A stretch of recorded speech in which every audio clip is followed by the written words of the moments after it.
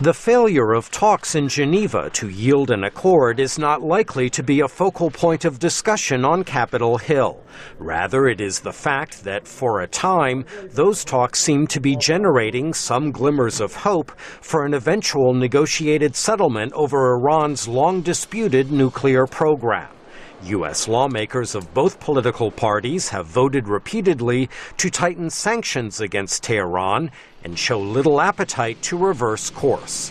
Just a few weeks ago, Republican Senator Marco Rubio had this to say about Iran's negotiating posture. This plan they have is clear as day. They are trying to figure out if they can get these sanctions suspended or lifted without giving up too much. And then at some point in the future, when the world has moved on, when we're focused on other things, they can then make their move to build their bomb. Sanctions on Iran should not be lifted or suspended until they agree to completely abandon any capability for enrichment or reprocessing.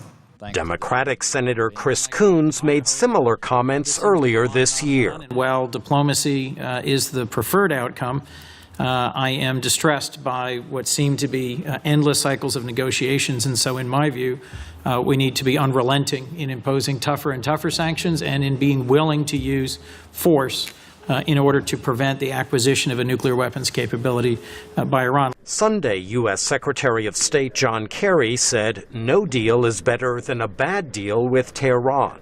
Meanwhile, Iranian President Hassan Rouhani said international sanctions will fail and Iran has the right to enrich uranium. On domestic matters, U.S. lawmakers will continue work on a bipartisan budget deal.